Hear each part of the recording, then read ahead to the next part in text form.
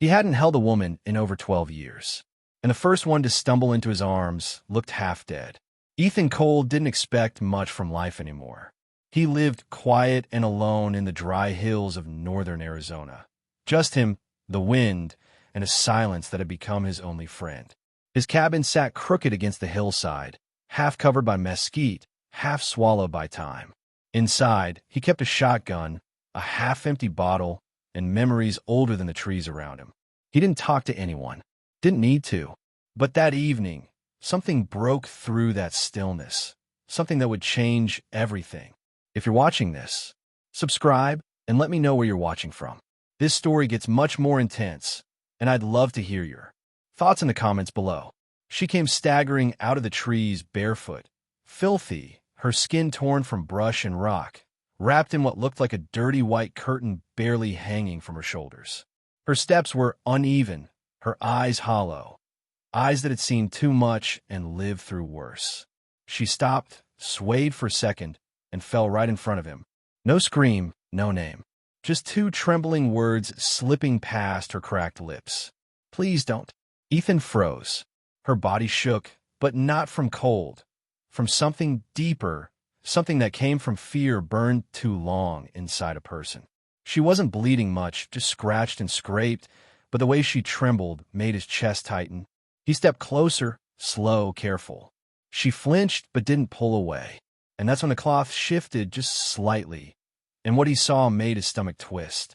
Her back looked like someone had tried to write a nightmare into her skin. Burns, welts deep, crooked scars shaped like letters or symbols that didn't belong there. Some healed, others fresh. He staggered back, not from the sight of wounds. He'd seen worse in war, but from the way she folded into herself, as if she was trying to disappear. That broken posture hit something deep inside him. Tennessee came rushing back. The smoke, the gunfire, the girl he couldn't save. The same eyes, the same pain. He'd sworn never again. Ethan took off his coat, slow, steady, and wrapped it around her shoulders like a promise he didn't dare speak. No words, no questions, just action. He lifted her into his arms, light as driftwood, and carried her toward the cabin. For the first time in years, his heart wasn't heavy with silence. It was beating with something else, something alive. Inside, he laid her down on the cot near the back wall. The cabin wasn't much, just a wood stove, a table, and the sound of emptiness, but it was shelter. She didn't speak, just held on to that coat, like it was the only safe thing left in the world. Ethan didn't push. He didn't even ask who she was. He simply built a small fire, not because it was cold, but because the sound of it filled the room with something like a heartbeat. Every sound outside made her twitch. Even the wind against the shutters made her eyes dart toward the door. Ethan moved quietly, keeping his distance. He brewed a pot of strong black coffee, mostly to have something to do with his shaking hands. He sat at the table, glancing toward her now and then, making sure she was still breathing. Hours passed. The fire crackled low. She stirred once, barely, and her eyes met his. Just a second. No words, no expression, but it was enough. A flicker of trust, faint but real. He gave a small nod, the kind that said you're safe here, and she turned her face back toward the wall. When morning came, the first thing she whispered was a single word. Water. He handed her a cup carefully, keeping his movements slow, his voice quiet. She drank in silence, then looked at him a little longer than before. That look didn't ask for help or offer thanks. It simply said, I'm still here. He didn't know it yet, but that moment, that one sip of water, was the start of something neither of them could stop. The morning light crept through the cracks in the cabin wall, drawing thin golden lines across the dusty floorboards. Ethan sat by the stove, the smell of coffee and wood smoke mixing with the quiet rhythm of her breathing.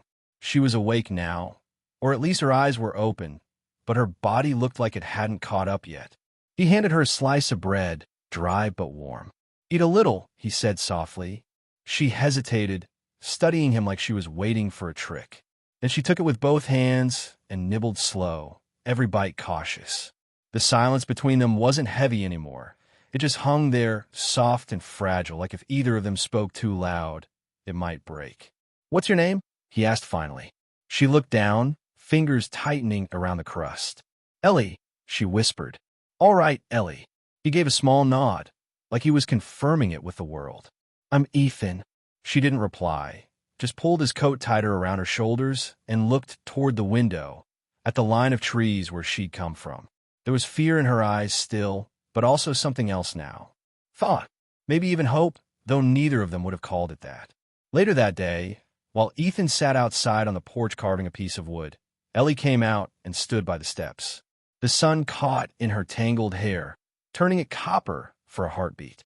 She didn't speak at first, just stared into the pines. Then, in a voice that barely carried, she said, "They used to make me clean their boots." Ethan stopped carving but didn't turn around. "Who did?" She swallowed hard. "The men at the camp. It's not on any map. They dig for silver, but it's not a mine, it's a cage." He let the silence do the listening.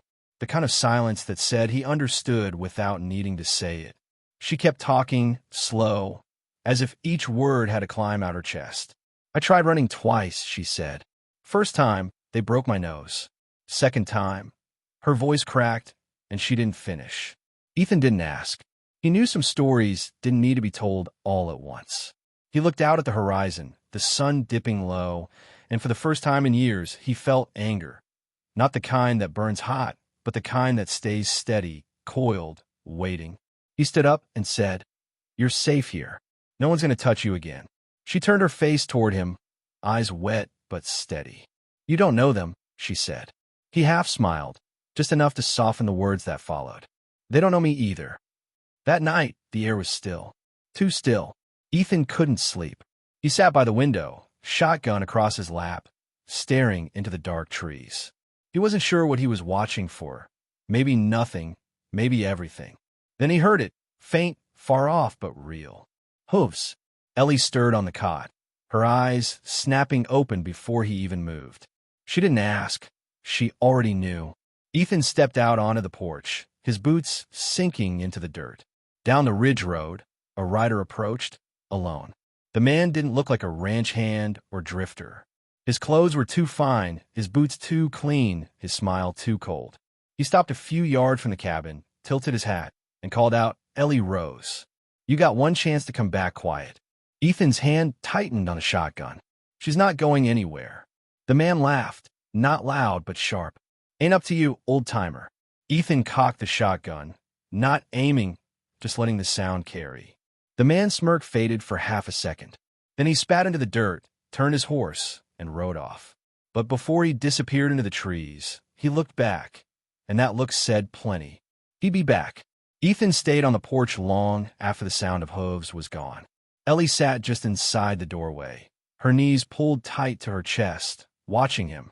For the first time, he saw a trace of guilt in her eyes, like she dragged her ghost right to his door. He didn't say a word. He didn't have to. The night already knew what was coming. The next 3 days were quiet, but it wasn't the kind of quiet that brought peace. It was the kind that makes you feel watched, like even the wind is holding its breath. Ethan stayed close to the cabin. He didn't go check his traps. Didn't chop wood. He just sat near the porch most days, cleaning his shotgun or staring out toward the ridge road. Ellie noticed. She didn't ask why. She already knew. She'd started moving around the cabin a little more. Her steps were still soft, careful, but she didn't flinch at every sound anymore. She helped sweep the floor, folded the old blankets, even asked once if she could make the coffee. "It's strong enough to burn a hole through the cup," she said, half smiling. Ethan almost laughed, almost. It was the first time he'd seen a spark of light in her eyes. He wanted to tell her it was okay, that she didn't owe him anything, but words had never been his strength. So he just nodded, the way a man does when something good hurts too much to admit. That evening, the sun bled out across the hills, red and gold. The air went still again. Too still. Ethan's hand froze halfway to his coffee cup. Ellie noticed it right away. Her body went rigid, eyes snapping toward the door. Then came a sound, hooves, 3 of them this time.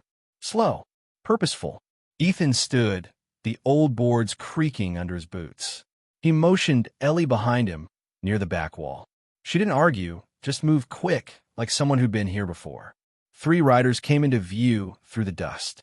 Not ranchers, not law, Men who looked like they thought the world belonged to them.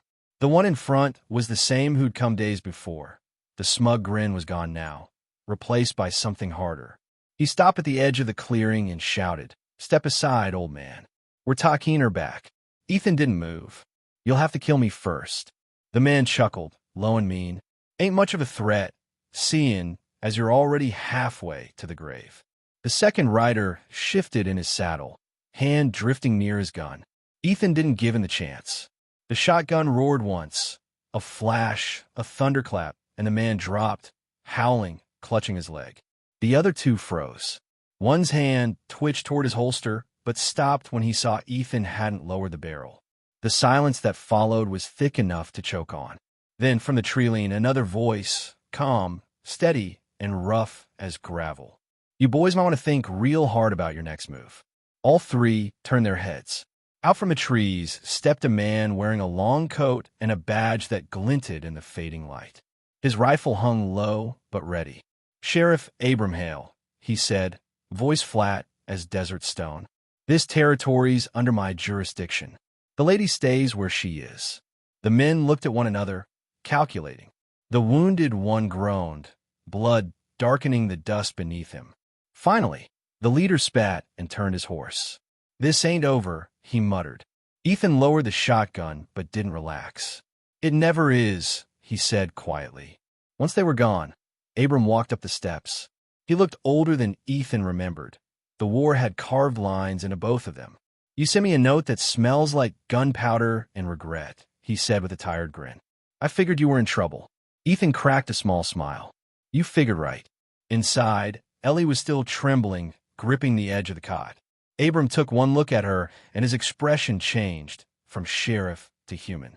"We'll make sure they don't come back," he said softly. Ethan just nodded.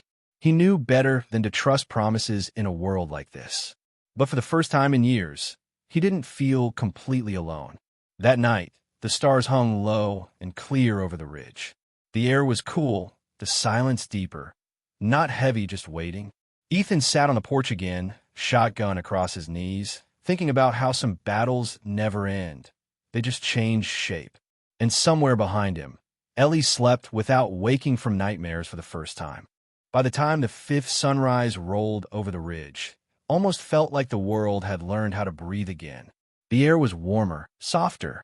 The cabin didn't feel like a hiding place anymore. It felt lived in. The kind of quiet that used to hurt now carried a heartbeat. Ethan found himself listening for her voice in the mornings, waiting for the soft scrape of her feet against the floorboards. She talked more now, in pieces, little memories that slipped out between sips of coffee. One time, she said one morning, "I used to pick apples for a woman back in New Mexico. Paid me with bread and a place to sleep in a barn. She had this dog that followed me everywhere, even when I left. I still think about that dog." Ethan smiled faintly. "Dogs remember good souls," he said. She laughed, quiet, real, like the first note of a song forgotten too long. The sound startled them both. That day, while she hung laundry on the line behind the cabin, Ethan worked the axe on the woodpile. He could feel her watching him from time to time, not out of fear, but something gentler, like trust slowly learning its shape. Every now and then she'd ask a question about the land, or the rifle, or how to patch a roof. He answered each one steady and calm. It wasn't much, but it was more talking than he'd done in years. When the afternoon light started fading, he found her sitting by the creek that ran behind the ridge. Her feet were in the water, her dress hitched up to her knees. She looked peaceful in a way he hadn't seen before. "You ever think you were meant to die, and just didn't?" she asked suddenly. He sat beside her, tossing a pebble into the current. "More times than I can count," he said. "Thing is, you keep waking up anyway. So you either find a reason, or life keeps asking for one." She looked at him, eyes softer now. "And what's your reason?" He smiled a little. "Ask me tomorrow. Maybe I'll know." That night, thunder rolled far off in the distance. She woke from a dream, breathing hard. Ethan was already awake, sitting near the stove. He didn't ask what she saw. Instead, he poured her a cup of water, held it out. "Storm's not here yet," he said gently. "Just the sound of it." She took the cup, her hand brushing his. "You talk like you've seen a few." He gave a quiet laugh. "I've lived through worse than weather. For a long time, they just sat there in silence, the sound of the wind brushing the walls. She leaned her head against the back of the chair and whispered, "You make me feel safe." I didn't think I'd ever feel that again. Ethan didn't know what to say to that. Words felt too small for what she'd just given him. So he just reached across the table, covered her trembling hand with his, and left it there, steady, warm, real. Morning came soft and gray. She made breakfast, nothing more than biscuits and boiled eggs, but he ate every bite like it was a feast. The flowers she'd gathered still sat on the table, wilted a little, but he didn't throw them out. Later, as he fixed a broken shutter, she stood beside him, holding the nails. "You ever think people like us were put here to save someone?" she asked. He looked at her. "Maybe not to save," he said. "Maybe just to give them room to save themselves." She nodded, smiling faintly. "That's enough, isn't it?" "Yeah," he said, meeting her eyes. "It is." And right then, with the smell of sawdust in the air and the world quiet again, Ethan realized he wasn't fixing his cabin anymore. He was fixing himself, piece by piece, just like he told her. The days that followed carried a different kind of quiet, not the tense one that comes before trouble. This was gentler, almost shy, like the land itself was catching its breath. Ethan could feel it in the way Ellie started humming softly while sweeping the porch, or how she'd sometimes stand by the window just to watch the light move through the trees. The fear hadn't vanished, but it was loosening its grip on her. Ethan didn't say much. He wasn't good with words, never had been. But he noticed things, the way she'd wrap his coat around herself at night like armor, or how she'd whisper, "Thank you," when she thought he couldn't hear. And though he never answered out loud, he felt something shift inside him each time she said it. One morning, he woke early, sunlight crawling through the cracks in the wall. He brewed coffee, poured 2 cups out of habit now. When Ellie came out from the back room, her hair still damp from washing, he pushed 1 cup across the table. "It's strong," he warned. She smiled, small but real. "Good," she said. "Strong feels safe." He looked at her then, really looked, and realized she didn't look like a stranger anymore. She looked like someone who belonged there, at least for a while. They didn't talk about what had happened out there, or the men who had come for her. But one afternoon, when the heat made the air hum, she said, "You know, I still wake up thinking I'm back there. Sometimes I can smell the fire. Sometimes I can hear them." Ethan's jaw tightened. He didn't interrupt. "But then I hear you moving around," she went on. "The sound of the stove, the wind through the boards, and it pulls me back here. It reminds me I'm not there anymore." He swallowed hard. "You're not," he said quietly. "And they ain't ever coming back." She nodded but didn't look convinced. He wished he could promise it and make it true. Instead, he picked up his knife and started whittling a scrap of wood. She watched, her voice barely above a whisper. "You make something from nothing," she said. He shrugged. "Just keeps my hands busy." That night, she made stew from the few vegetables they had. The smell filled the cabin, something warm, something home-like. They ate in silence until she asked, "You ever get tired of being alone?" He thought about it for a while before answering. "You stop feeling tired when you stop expecting someone to walk through the door." She stared into her bowl. And now, he met her eyes. Now the door opened. Neither of them said another word after that, but it was enough. The fire popped quietly in the stove. Outside, the wind shifted through the pines. The next morning, Ethan woke to find Ellie outside, barefoot in the dirt, picking wildflowers, yellow and white ones growing near the fence. She brought them in and placed them in a tin cup on the table. He didn't comment, but later that day, he swept the porch clean, something he hadn't done in years. Each small thing they did, the way she folded his spare shirt, the way he poured her coffee before his own, started stitching something invisible between them. Not love, not yet, but something that felt like 2 lives slowly learning to breathe side by side. That evening, the sky burned orange, the smell of rain somewhere far off. Ellie sat by the doorway, watching the horizon. "You think people like us ever get to be normal again?" she asked softly. Ethan leaned against the frame, arms crossed. "I don't know if normal's real," he said, "but maybe peace is, piece by piece." She smiled faintly, the kind that doesn't reach the lips but lingers in the eyes. "Piece by piece," she repeated. And for the first time since she stumbled out of the woods, she didn't look like she was running anymore. The storm that night never came. It just hovered over the hills, thunder without rain, waiting for something to break. Inside the cabin, the air felt heavy but warm. Ellie sat by the fire, combing her hair with her fingers still damp from washing in the creek. Ethan sat near the window, sharpening his knife just for the sound of it. Neither spoke much. They didn't have to anymore. Silence between them had turned into something gentle, something almost sacred. When she finally broke the quiet, her voice was soft. "Do you ever miss anyone?" He didn't look up. "Every day," he said. "Some faces fade. Some don't. You." She nodded slowly. "My sister. She was younger. She used to say I was the brave one. Guess that didn't turn out right." Ethan stopped the blade mid-swipe, set it down. "You're still here," he said. "That's brave enough." She met his eyes across the room, and for the first time, didn't look away. "You say things like that too easy," she whispered. He smiled faintly. "No, I say them because they're hard." The fire cracked softly. Outside, coyotes cried somewhere far down the valley. Ellie shifted closer to the warmth, pulling his coat tighter around her shoulders. "You ever wish you could forget everything?" she asked. "Used to," he said. "Then I realized remembering's what keeps me human. Even the bad parts." Her eyes softened. "You talk like someone who's been broken before." He let out a breath. "Yeah," he said quietly. "And I'm still trying to figure out what's left worth keeping." She didn't respond, just looked into the fire. The orange glow flickered across her face. She didn't look fragile anymore. She looked alive. Scarred, yes, but alive in a way he hadn't seen before. Later that night, she fell asleep in the chair by the fire. Ethan covered her with a blanket, then stood there a long time, just watching the rise and fall of her breathing. He didn't know what this thing between them was. It wasn't romance. It wasn't pity. It was something deeper. Two broken souls recognizing the same emptiness and trying, quietly, to fill it. At dawn, he stepped outside.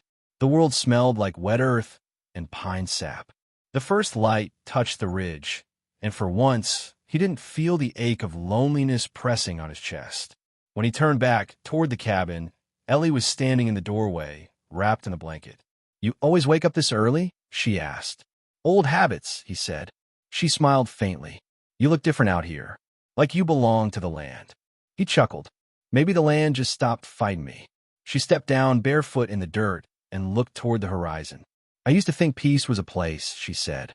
"Now I think it's a person." He froze at that. The words hit something deep, something he didn't want to name. "Ellie," he started, but she cut him off gently. "It's okay," she said. "You don't have to say anything." And she was right. They stood there side by side, watching the sun spill over the trees, the world waking up around them. For that brief, golden moment, nothing hurt. Inside, the coffee boiled over on the stove, but neither of them moved. Ethan finally broke the silence. "You think people like us get a second chance?" She turned to him, her hair catching the light. "Maybe this is it," she said softly. "Maybe we already got it." And in that moment, he knew she wasn't talking about herself. She was talking about both of them. The peace didn't last long. It never does in places like that.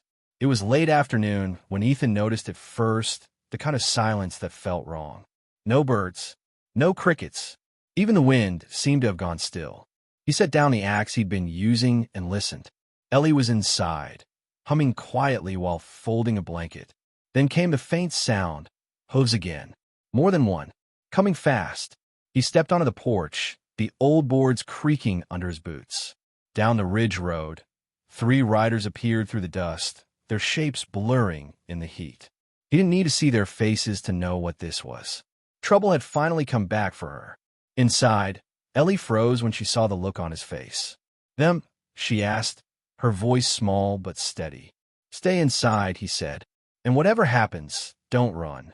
She nodded, gripping the edge of the table so hard her knuckles went white. The men rode closer, for this time, not 3. The one in front was the same man as before, the one with the smug grin and the sharp cruelty in his eyes. But the grin was gone now. "Told you I'd be back," he called out. "You got something that don't belong to you."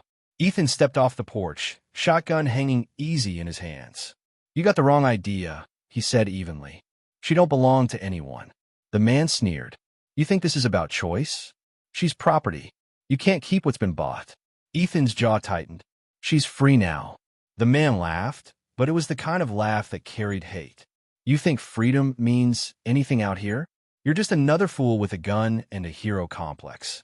Maybe, Ethan said quietly. But I'm the fool who's going to make you regret coming up this hill. Before the man could reply, another voice came from the trees, firm, controlled, like steel drawn slow. That's enough. Sheriff Abrams stepped out from the pines, rifle in hand, eyes hard. You boys ain't learning very fast. For a second, everything froze. Dust hanging in the air, horses pawing the ground, the scent of gun oil thick and heavy. Then one of the men reached for his belt. Ethan didn't wait. The shotgun thundered, and chaos exploded. Two horses reared. One man hit the dirt screaming, his arm shredded. Abram fired once, clean and deliberate, dropping the second before he could even aim. The leader pulled back, shouting, "You'll hang for this, both of you." Ethan leveled the barrel. "You have to find me first." The man turned his horse and fled, the last rider scrambling after him.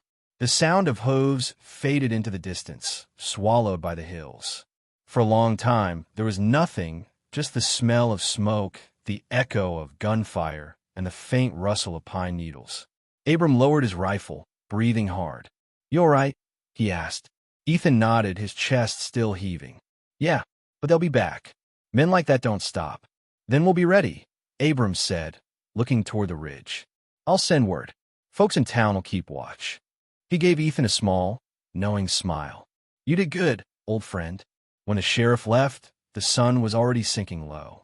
Ethan went back inside, wiping his hands on his shirt. Ellie was standing by the window, tears streaking down her face, not from fear this time, but from something deeper. Relief. Gratitude. She stepped closer. "You could have died," she whispered. He shook his head. "So could you. I'm not worth that." He looked at her for a long moment, then said softly, "Yeah, you are." She broke down then, not in sobs, not in noise, just quiet shaking, the kind that comes when the body finally stops fighting. Ethan pulled her close. She didn't resist this time. Her head rested against his chest, and for the first time, she let herself breathe without looking over her shoulder. Outside, the wind picked up again, carrying the scent of dust and pine down the valley. Inside, they stayed still, holding on, not out of fear, but because neither wanted to let go. The next few weeks passed slower, quieter, the kind of quiet that comes after a storm when the world is too tired to make noise. The hills stayed golden under the sun, and for once, no hooves came down the ridge road. Ethan fixed the roof. Ellie planted herbs by the window. Little things, simple things, but somehow that's what made the days feel real again. He started leaving the cabin door open during the day, something he hadn't done in years. The smell of pine and dirt filled the air. Ellie would hum while she worked, her voice soft, barely there, but it carried through the rooms like a blessing. She still woke up some nights, startled, eyes wide from dreams she couldn't speak of. But now, instead of curling up alone, she'd sit near the fire until the shaking stopped. Sometimes Ethan would join her, neither of them saying a word. Just sitting there, listening to the fire crackle, breathing the same air. One morning, she set a plate on the table, bread she'd baked herself. It was burned at the edges, rough, uneven. Ethan bit into it anyway. "Best I've had in a long while," he said. She laughed, covering her mouth. "You're lying." "Yeah," he said with a grin. "But it's the kind of lie that feels good." That made her laugh harder. And for a man who hadn't laughed in years, the sound hit him right in the heart. A few days later, Abram rode up again. He told them the men who'd come after Ellie were gone for good. One wounded, one arrested, the rest scattered. "You're safe now," he said simply. Ethan thanked him, but deep down, he knew safety wasn't something the world gave easily. Still, for the first time, he believed it might last, at least for a while. That evening, he and Ellie sat on the porch watching the sunset. The sky was painted with fire, orange melting into violet, the kind of beauty that hurt to look at because it felt so temporary. She leaned her head against the post and said quietly, "You ever think maybe we're not meant to save people, Ethan?" Maybe we just find them when they've got a little fight left, and we help them see it. He thought about that for a long moment. Maybe that's what saving really means, he said. Not pulling someone out of the dark, just standing with them until the light comes back. She smiled. You think that's what you did for me? He looked out across the valley. I think that's what you did for me. The wind shifted, carrying the scent of rain somewhere far away. She reached over, her hand brushing his, not by accident this time. He didn't move, didn't speak, just let it stay there, warm, real, alive. When the sun finally disappeared, the stars came out, sharp and clear, brighter than he'd seen in years. And in that quiet, he realized something simple. Life didn't give second chances. People did. He turned to her and said softly, You know, Ellie, sometimes you don't get to choose who walks into your life, but you can choose not to walk away. She looked at him, her eyes glistening. And what happens when they leave? He smiled faintly. Then you thank the world that they came at all. For a long time, neither of them spoke. The fire in the cabin crackled behind them. The night stretched wide and kind. Two broken souls, still standing, still breathing, learning that healing isn't about forgetting the hurt. It's about finding someone who sees it and stays anyway.